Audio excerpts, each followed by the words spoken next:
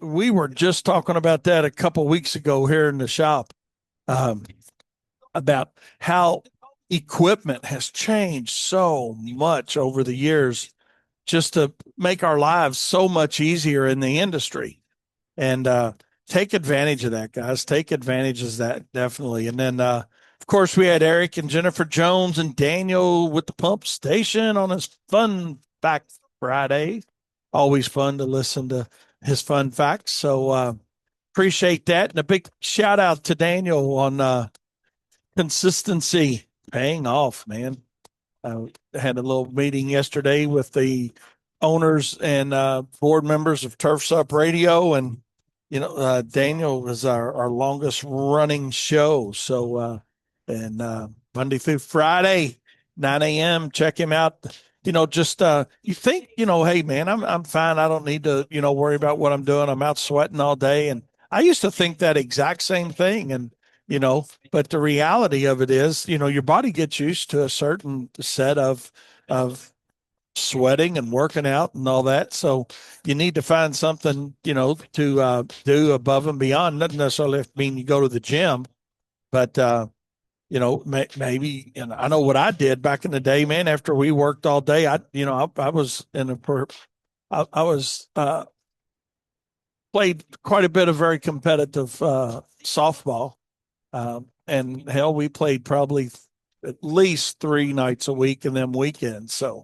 Uh, so that's what I did above and beyond my normal daily routine. But point is, hey, do something, listen to the pump station, find out Daniel is, like he says, he just tells you the matter of fact stuff. You decide what you want to do with it. And that's something that makes it good. He doesn't say, hey, man, you got to do this, you got to do that. He just tells you, what his training and education and knowledge has helped him with and his experience. So, great experience here on Turfs Up Radio. So, appreciate you guys listening. Hope everybody's having a good Friday so far. And hopefully you have a good Friday, no pun intended. And like I said, it's a day that's observed. Easter is a day that's observed by um, most Christians. That's the reality of it.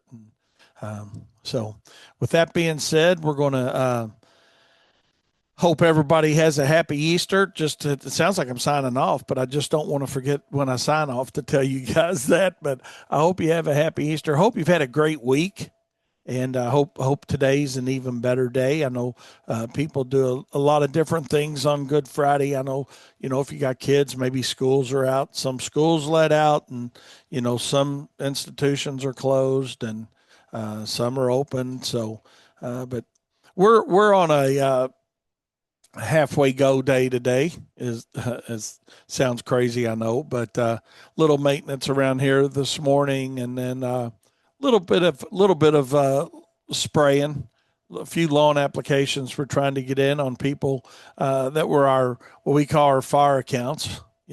People that are calling and saying, "Hey, when you gonna get me sprayed? When you gonna get me sprayed?" So we had a little bit of rain overnight, but nothing too crazy. So uh, got doing Mike's doing a few applications today. We have several off today, several people off today, and Katie's enjoying herself up in Cleveland, and so hope they're having a great time. She's helped me a couple times, so I do appreciate that, Katie. If you're listening to us live this morning, do appreciate your help yesterday, and you helped me get through something on our software. So absolutely. So hey, well that's it. I hope you guys have good plans for the weekend. Something fun. I know we're doing Easter at the house tomorrow. Tabitha and I and our families are getting together and looking forward to a good time. So Fred says they call them screamers. I hear you, but I get it. I've almost convinced myself. The other night we were talking about this in a prophet circle a little bit, and we've talked about it here on the radio several times that weather permitting next year, I really think our round one is going to include broadleaf weed control, and not just your pre-emergent, with the fertilizer carrier, so granular, because it just seems like. even though we've had decent winters the last few years, from that standpoint, snow and cold wise, it's warming up, and we're having broadleaf wheat issues sooner. So I know Mike was talking the other night in the profit circle that certainly he that switched this year to broadleaf wheat control in his round one. So I don't know. I think we may do it, but hey, regardless, you're not going to make everybody happy all the time. That's just the reality of it. So we just do the best to satisfy as many people as we can, and most of them have realistic expectations, you know. But I think the thing that not bothers me, but I don't even know what the right adjective is to describe it. But the thing that we think about the most is, the client that calls in and says, "Well, my neighbor's yard's been treated. Why hasn't mine?" And I mean, there's just so many variables to when and why, they treated the neighbor's yard or why we haven't treated their yard, So it, I don't know. I mean, they don't understand. That's one thing, but they don't understand that we can offer better timing being a smaller company, of that application. But, they don't care about all that. The only thing they care about is, hey, I've got a weed in my yard and why, So, good morning, Seth. Appreciate you listening, my friend. Glad you're tuned in. So yeah, we're putting out a few fires this morning, and as well as some other applications, doing a little bit of bed maintenance, and other than that, taking it pretty easy here outside today. Giving a little bit of respect to where it goes, and whoever needs it. And it's just the way we roll. So that's what we're doing. That's why we're doing it. And hey, hopefully you're doing whatever it is you need to be doing, because that's all that really matters, right? that you're doing what you need to be doing. So with that being said, hey, we're going to take a short break. I had a thing pop up on my social media feed yesterday, um, and it was like they pop up then and now kind of things. And I was up in Geneva, New York, actually doing a seminar up there for a dealer on the Finger Lakes. It's called that area, and they had a little snow on the ground still. So, which I'd be curious if they got a little snow on the ground up there now. So, and I know also with part of that popped up in those, it comes out of my OneDrive actually. And every day I get, hey, this is what happened, and it got, to tell you when and the date's the same, but what year it was. But we actually had some snow and sleet going on here in Louisville. I think it was I can't remember the year now on it, but I think it was like 2012 or something like that. So you never know. Our frost free date's not till I think May 12th or right there in that ballpark. So we'll see. We had sleet on Derby Day one time. Not I'm gonna say not too long ago, but it probably was more than I want to remember it to be. But yeah, so weather's weird, but hey, we have our ups and downs. And I know Brett Wednesday when he was on our show was talking about just a little bit north and east of us, like next Tuesday and Wednesday, potentially frost. So, Fred, just curious, man, up your way, what's y'all's forecast? They're up toward Indianapolis, so let me know. I'm just curious. Y'all got frost in the forecast for next Tuesday or Wednesday? Be interesting to know what if that they say it's going to be a pretty good low code front. So we'll see. We'll see. We're not having frost, but I think our low is going to be like 38 or something. So we'll see what happens. But the point is, you never know this time of the year. That's why, that's one thing that goes to educating your client on putting, your annuals out. You know, they're like, oh, it's so warm, and my neighbors got them out, or wondering about their subdivision. Well, why do some of the subdivisions already have them out? And, we just tell them, hey, we'd be happy to put them out yesterday if you want, but if they get frosted out, it's not part of the contract to replace them. And I don't think that's unfair, unrealistic. What do you think, Daniel? I No, mean, yeah, if you're giving them the right information and then they still want to do something, you know, that's up to them that they made the choice to take the risk. and we actually we've had subdivisions do it. They go ahead and do it, and then they replace their flowers and they pay for it. So, it's okay. I mean, but I mean, it's clearly defined in our um, scope of work with them. That hey, that our annuals won't be put in till after May 10th. Because uh, we really want to protect their money the best we can. But sometimes they don't let us help them as much as they should. But hey, that's here nor there, here nor there. But anyways, I think it's part of that human condition to where it starts to get nice outside and they're like, "Oh, I wish we had some flowers, I want to see the yeah, colors." And so sometimes you just can't beat that. we had a homeowner association one time put plastic flowers in. That was that was pretty interesting. But they're like they did this and they had us do this like in November or something. They wanted color around their sign all winter long, and yeah, that goes back a while. Never will forget Vicky Farron was the property manager at that location, and she's like, Wayne, I want some color around my sign, and all winter long, and she didn't want the traditional right uh, color, pansies or something like that, but she wanted to go for hey full blown color, so she says, can you all just put some plastic plants out there? And we did it. It was actually a nice sized apartment complex over on Breckenridge Lane. Any local guys listening to us, it used to be called Churchill Park Apartments. Now it's got a new name on it. But yeah, Vicky said, I want some color. So guess what we did? Colored it up. We colored it up. If we don't, somebody else will. And there really wasn't that much that stretch on it, that much of a stretch on an ask, really. So, but anyway, Tabitha said, she'd like to go to plastic flowers on the deck this year. You know, Guess you know. less work. Oh yeah, because man, it is watering every day. I mean, I just never been home during the summer like last year, right? Right. So we didn't worry about putting flowers out on the deck, and my God, it was an everyday adventure, man. And I didn't want to run drip irrigation to them, not for 3 months. It just Yeah. the effort wasn't worth it. But You know what you could do instead? You could hmm. get some of the flowers you have in the RV. You could wrap those around the deck.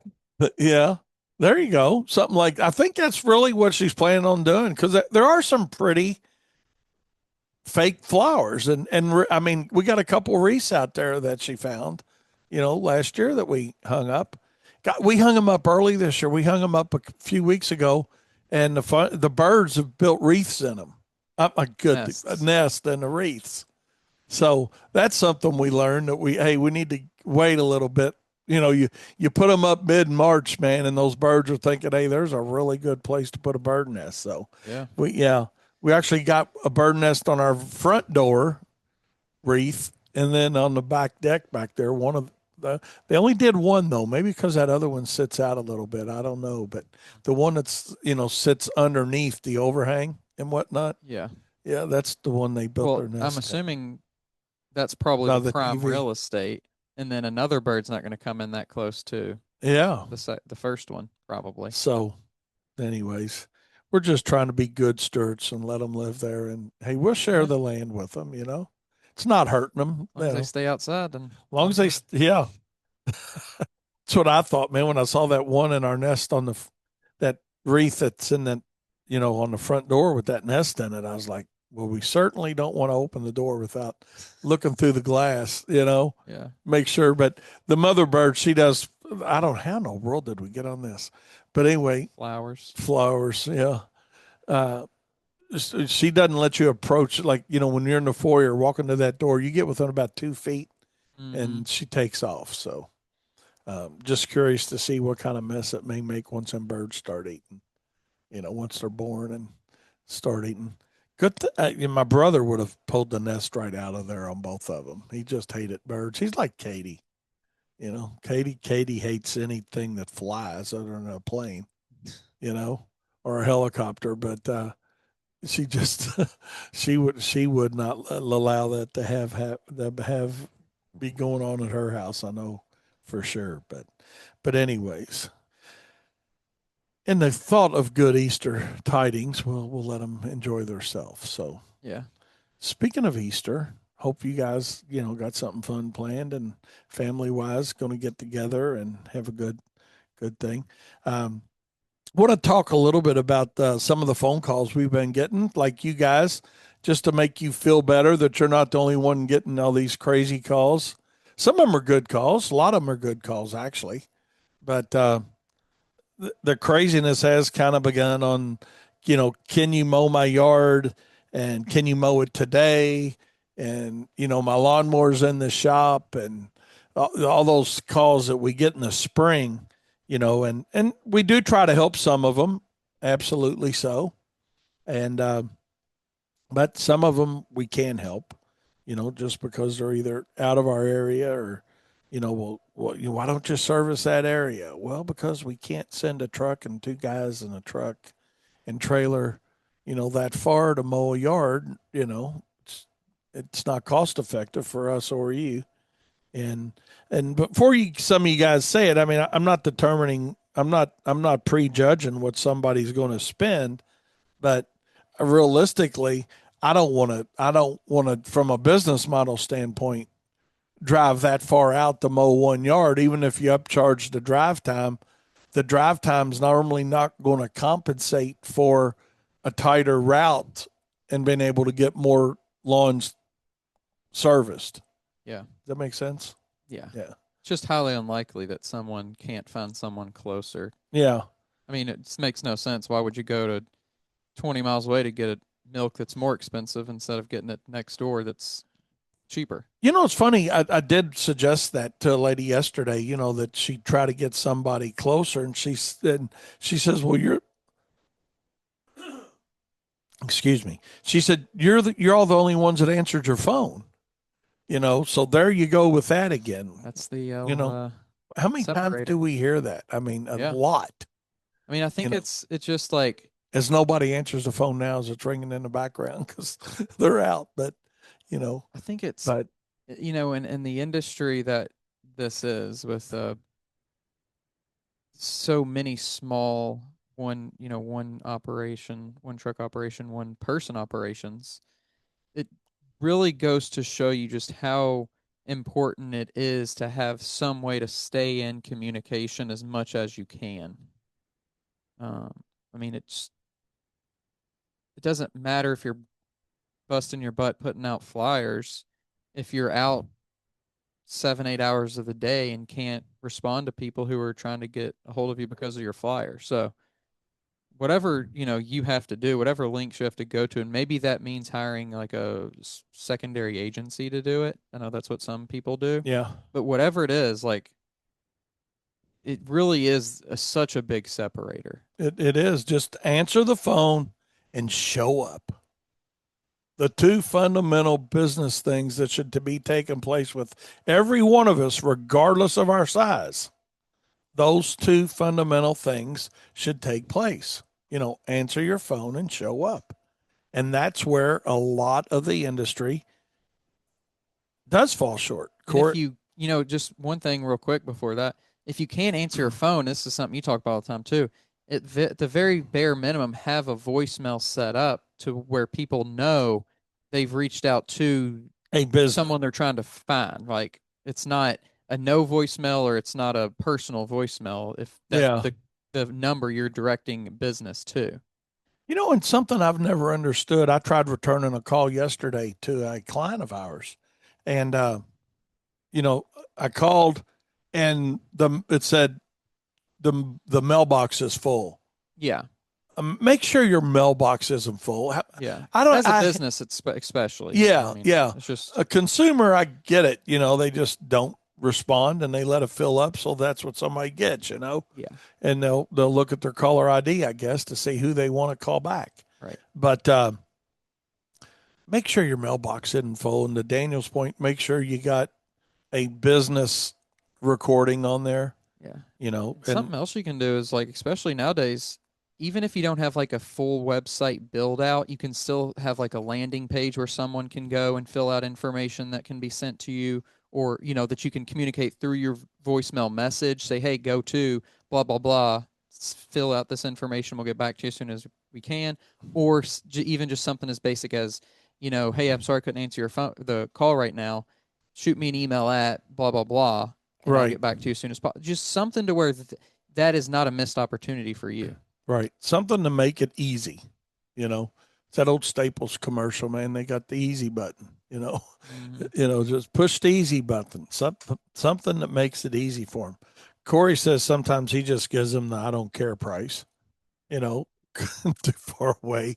I mean, Corey, I get it, man. I've certainly done that, but I've kind of rethought that the last several years.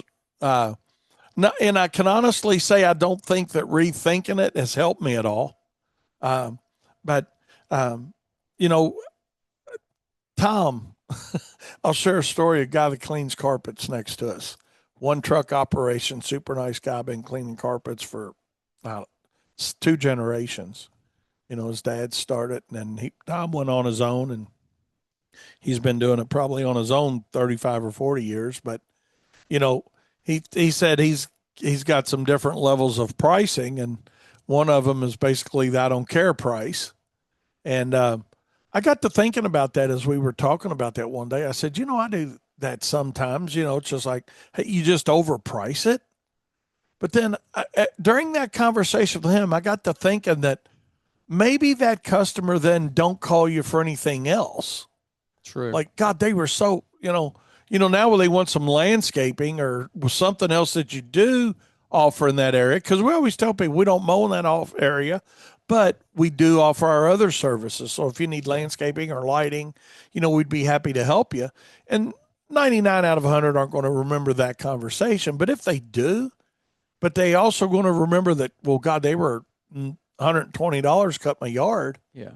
They're like, they ain't no telling what they charge for this. So I'm not even going to call them. Or even possibly worse is that you overprice it so much that it becomes a talking point to their friends, or yes, it's like, oh wow, can you, like, I tried to get my lawn cut yeah, and I called this company WLS and they said they were at $145 to cut my lawn. yeah, And then it's like, well, they might not be thinking the same way that you're as the business owner is thinking, and therefore now that person or the two or three other people they're out with dinner with that Friday night or whatever aren't going to call you either. yeah. Potentially, I mean, But that's right. it's just something very small, but might have a growing impact over time if you do that more and more. Yeah. So, and social media has made that impact possible. Yeah. You know, And it's not even a thing where it's like, oh, this person's trying to like be mean and like leave negative thoughts about my company. It's just like they're sharing information with people conversationally, even. yeah, yeah. I'm looking to get somebody to get my yard cut. Well, man, I don't know who you're going to find, but I'll tell you not to call. Right. Don't call Wayne's Lawn WLS, man. We got a price from them and they wanted, whatever, little excessive. So, not telling you what to do, Corey, but I mean, that's just some stuff we've kicked around here. And sometimes, I mean, you don't care. So you do give the I don't care price. Fine, don't call me. Please don't call me.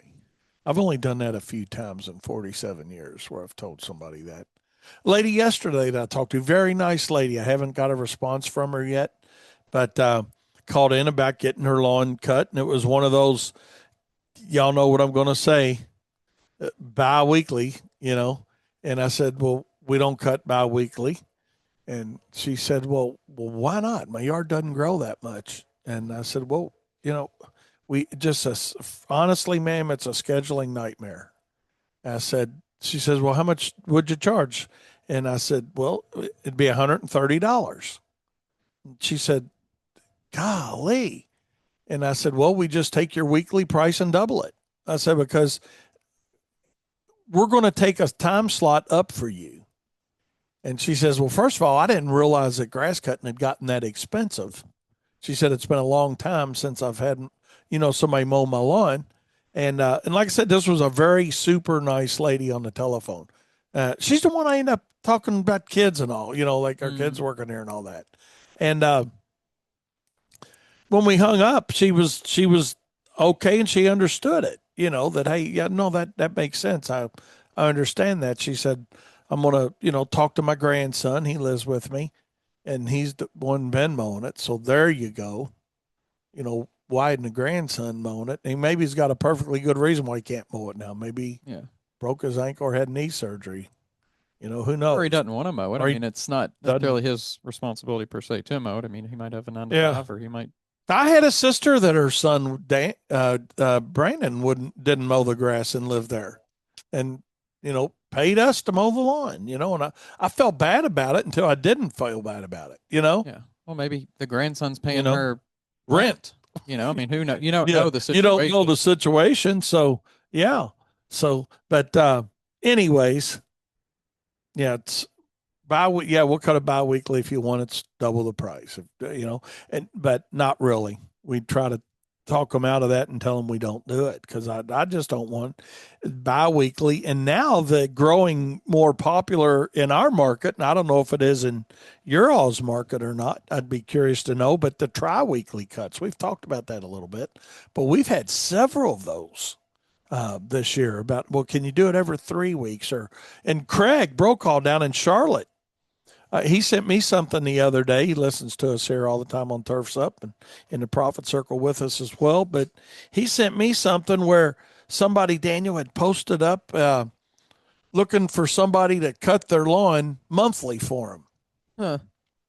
There you go. And, Craig made a really good point on that. He really did. He said, I don't know what's worse, the customer wanting to get their lawn cut monthly or the number of contractors that are responding and saying they'll do it. Yeah.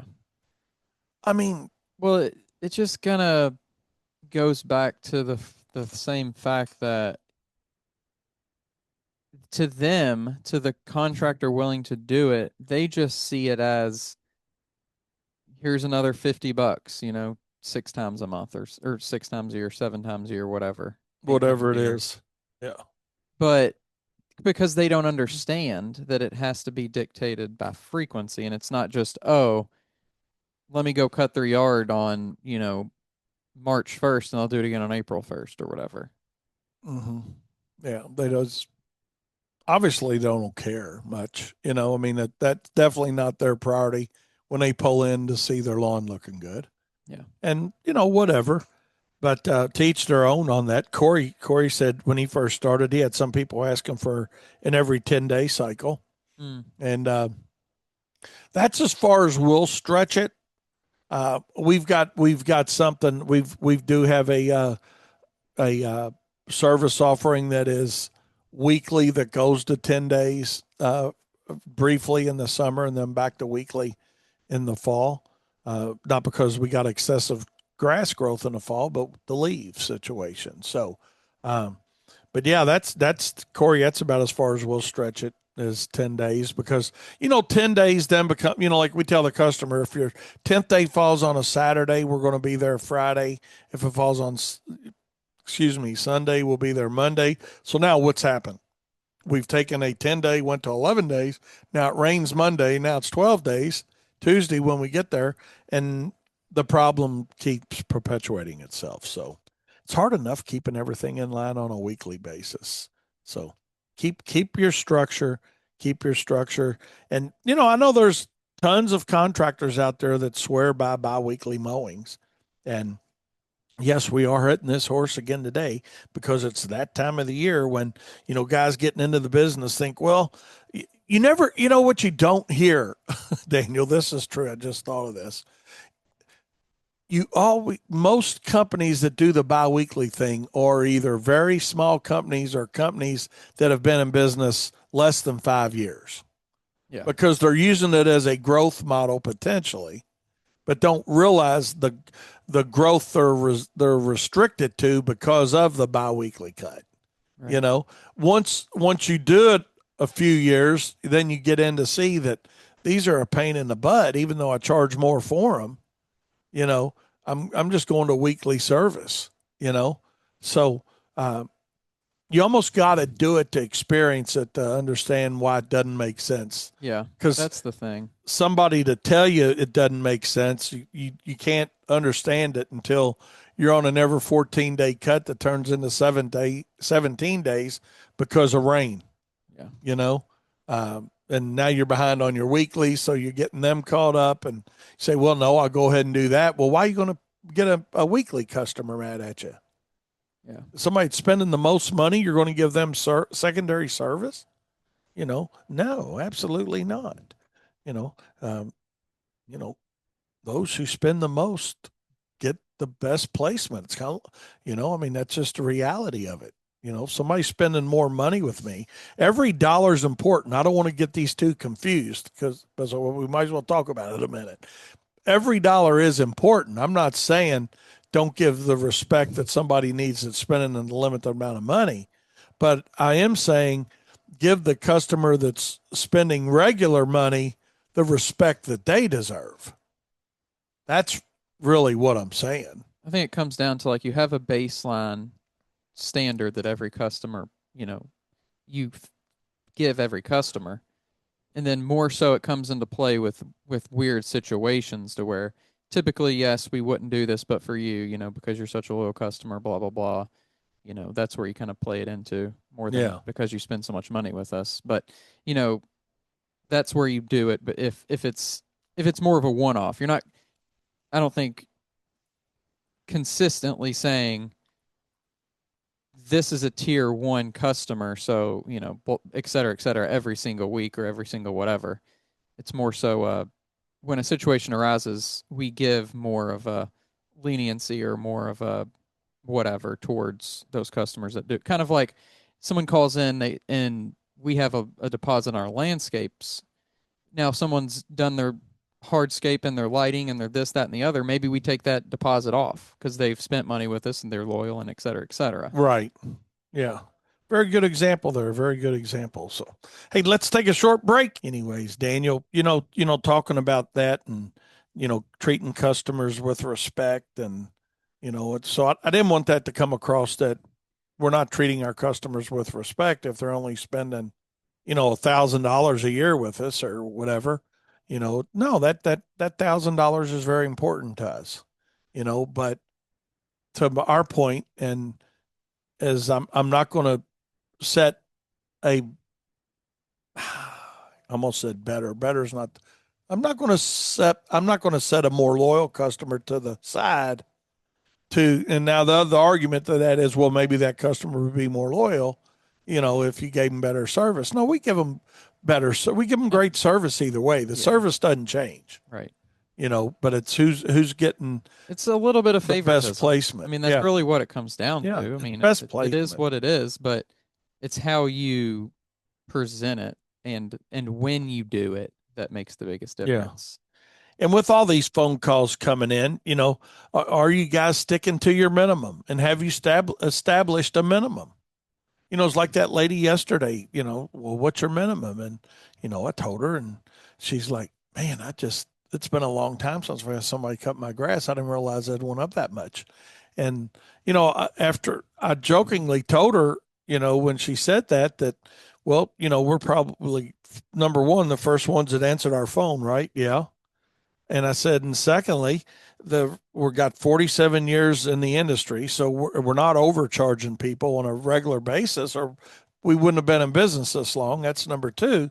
I said, but number three is, you know, there's value that comes along with, if that's what you're interested in, hiring a service that's established and that's going to be here for you, not just today and tomorrow, but next year and the next year and the next year. So, and I think it's important that we put that perception and that reality out when somebody questions us on our price. You know, when somebody does question, well, God, that's a lot. Just my yard's not that big.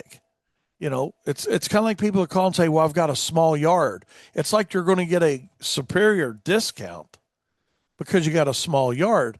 And, our biggest expense mowing a residential lawn is getting there, bar none. Nobody will ever convince me any differently.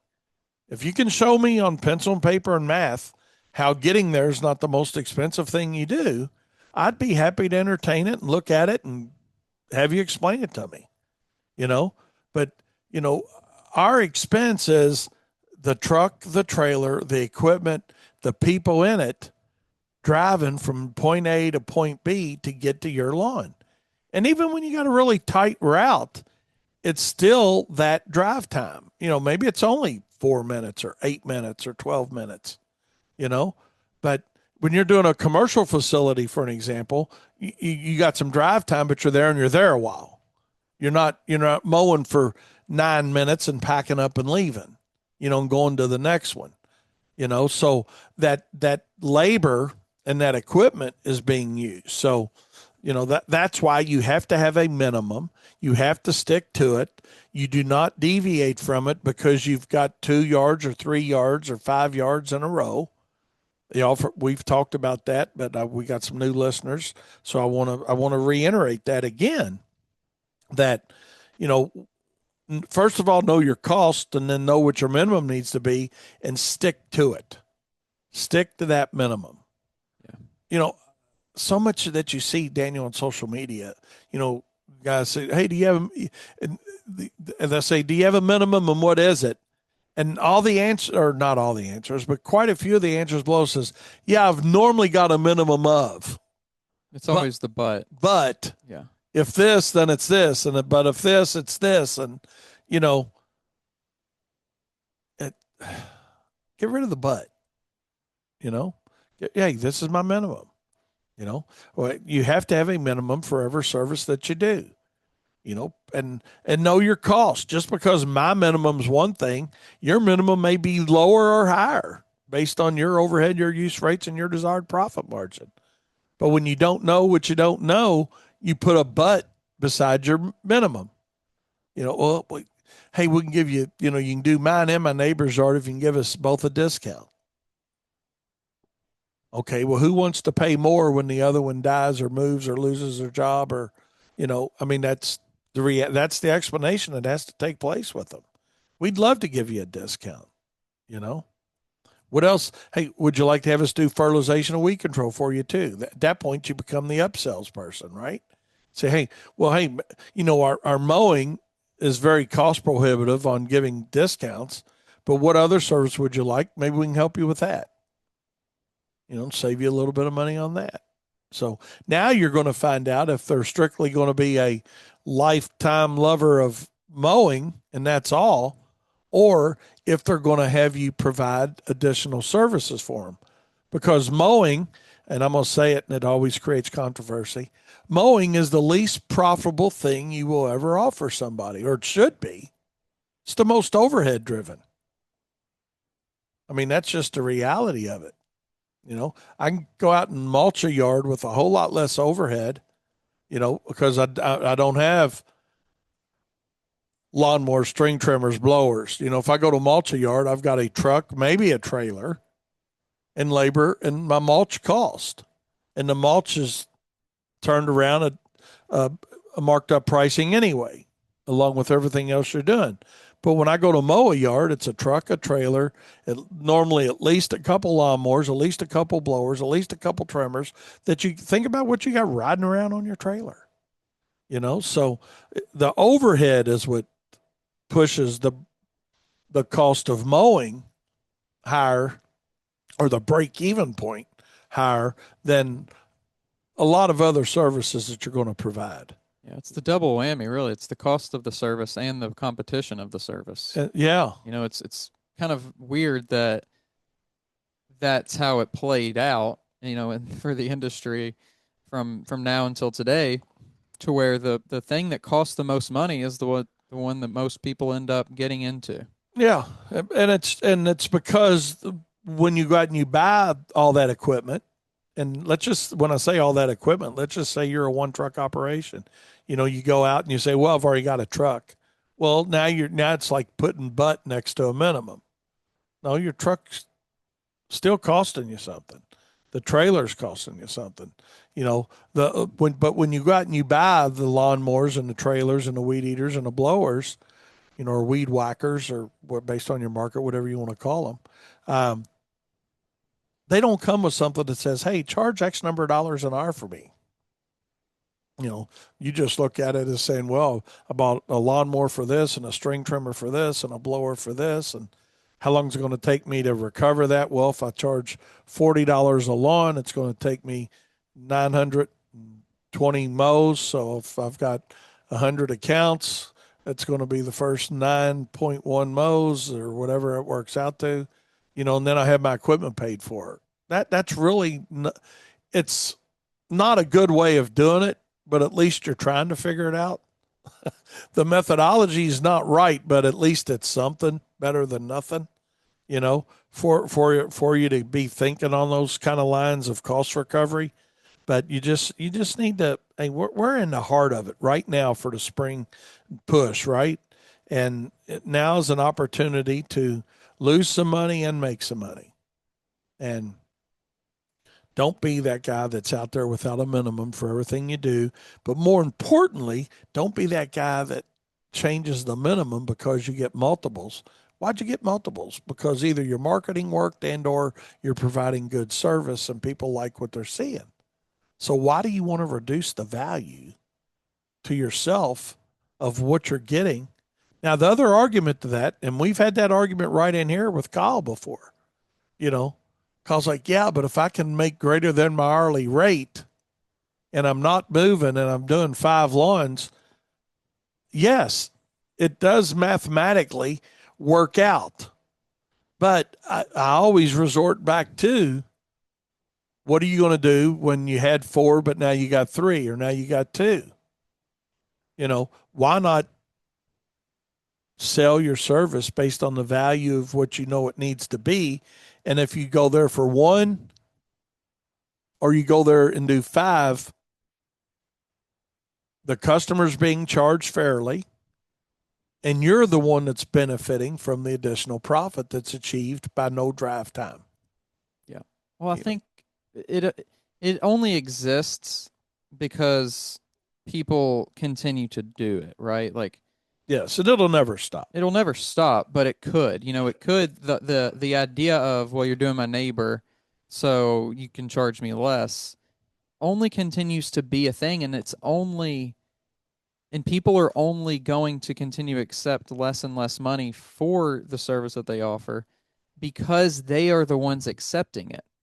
And because other people, of course, are accepting it, and they feel like the only way to stay competitive is to lower their price, et cetera, et cetera. But if we just said, it's our business, that's a great, maybe not say it to them, but like that's maybe a great thought for you, but for us it doesn't make sense, so we're not going to do it. Right. And maybe there's something you can do. Maybe it's, hey, thanks for, getting your neighbor, and this is kind of a separate thing with referrals more so than anything, but like maybe that person got their neighbor to sign up, or hey, here's the, now that you something about your neighbor signing up with you or whatever, here's a discount, or here's a gift card for a different service, right? Or there's something you can do to show appreciation without marking down something that's already heavily, less profitable than other things. And the thing is that we talked about it a week or so ago right here on the show, but it becomes a perpetual discount. It's not like a one-time discount to somebody. Well, hey, okay, yeah, I'll do you each for $10 less. Well, that's $10 every week. And statistically, most lawn companies aren't raising prices but every 4 or 5 years. So now it's $10 a week. Let's just say you got a 30-week season. It's $300 a year times 2 customers is $600 a year. Now, the number only gets bigger as you add more stops, right? But still, it's money you've left on the table off of a minimum. So that $10 a week becomes $300 a year per client on that stop. And now let's just say you got just 2. That's $600 a year. And if your average lifespan of a client with you is 7 years, without an increase, or let's just say you have a small increase, let's just play that game, but without an increase, you're taking 7 times 6, $4,200 you left on the table before that customer leaves you. I know you guys don't like hearing that, But yes, customers are temporary stops. It's not that we're saying you're losing $4,200. You're just leaving that on the table. You only have a certain amount of hours per day. Your goal as a business owner should be to make the most money you can every hour, right? Like that's the reason you're doing it, is to make money, and it makes more sense to make more money than less money.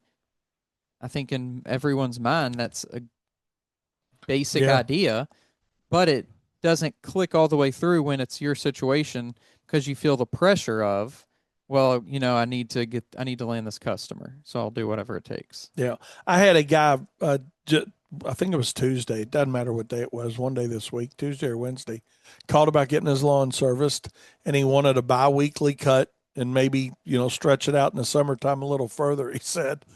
And so I went through this whole explanation with him of why we don't. And he's like, man, this is exactly what he said. I respect the hustle. He says, but I'm renting this house and I'm not going to pay to keep the yard manicured. Well, I mean, is that really that's okay, because that's not your niche of customer. that's exactly what I was going to say, Daniel. That's not our customer then. Some people's, it is their customer, because that's who they that's who they want to deal with, and that's what they can. That's the only business they can keep. I mean, I want it. Yeah, that's right. I mean, the expectations are low. So, hey, yeah, you're not expecting too much potentially in that situation. But, when he said that, I thought, yeah, man, but you're living there. You're the one that's seeing it, not the landlord, you know. But, but to your point, Daniel, that's exactly it. I mean, it's a decision that they're making, They're making a decision based on the price, not the value, not the value of what they're getting. because they don't see the value in it for them. Yeah. Now they might, I just don't want the association calling me, yeah, tell me to cut my grass. yeah. Sometimes that same person is probably a value shopper in other areas of their life, but they just don't care enough about their lawn and landscape look that they're a value shopper for your business. Yeah. So, anyways, stick to your minimum, you know, set the minimum, stick to the minimum. You've earned it. You deserve it. When I say you've earned it, they called you for a reason. They called you for a reason. Either their current provider is not giving them what they want, they can't get a hold of them, whatever there's a million reasons why they call. Okay. But hey, they called you for a reason. Don't let them hammer down on price. The price is the price, and the right customer will understand that. And Right. I've even before said, and sounds a little bit sarcastic in discussion with people, but it's reality. When they talk about, well, that's kind of expensive. I said, well, what do you want it to be? I've put it back on people before. Like, what do you want it to be? What do you think's fair? Well, I don't know, but I know that I've never been told that it's going to cost this much. And how many contractors have you had? Well, I've had 5 or 6 different people cut my grass, and nobody charged me like that. Well, your answer just answered it. Right. The same way as saying, compared to what, compared to what? Yeah. Compared to what? Yeah.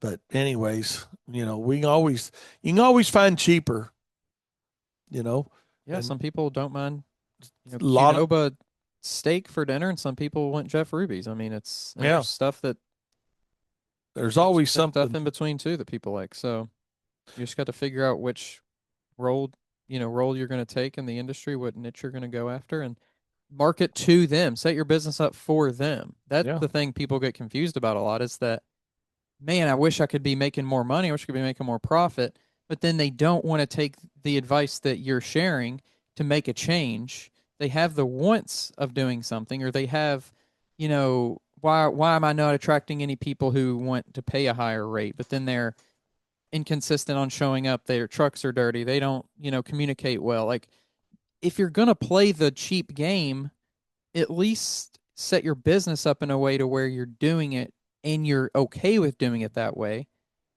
Exactly. stop wanting to be a top tier earner, but not willing to set the business up and make the changes in your business to do that. To make it happen. Yeah, exactly right. And when we're saying this is not just for mowing. Yeah. This is for mowing. This is for fert and weed. This is for lighting. This is for holiday lighting. The holiday lighting market, there's bazillions of guys jumping in, and it's got prostituted about as fast as anything I've ever seen. I saw, when irrigation popped in many, many years ago, when more contractors start doing that, it wasn't a quick prostitution of the market, you know, uh, or not, at least in our market, but just comparing the two, holiday lighting has been prostituted about as fast as any diversification of service I've seen in my 47 years, whether it's, snow, fert and weed, because the thing is, fert and weed requires a little education. Irrigation requires some education. Landscape lighting requires a little bit of education. Holiday lighting, hey, you buy the lights, you don't, as long as you can get on a ladder and on a roof. I hate to say it, but it's almost like anybody can do it. It's like mowing. So I don't know how many people are going to have to fall off a roof before it changes. It's kind of, in a way, it's like snow, but better, because you have, when I say better, meaning for the people that just want to jump into it, you don't really have an investment with holiday lighting. No. The way you do with mowing or snow or other things that a lot of people jump into. That they hop right on into. So, but then they can kind of stumble their way into being profitable, not knowing how much they're actually making on it, but because it is such a low cost service, and you're pretty much, I would say, almost always or always going to be recovering the price of the material. Yeah. Like it's easier to price. The problem with that is that people are just, once again, hungry to be busy, so they underprice everybody around them. Yeah. Fred makes a good point here. He says, and they've got a nice business. He said, that's a reason why we don't bother promoting holiday lighting. They're just too busy doing leaves till the end of the year anyway. It's more profitable. It's a profitable service for them, obviously, why they're not doing it. And that makes sense. You got to pick your battles.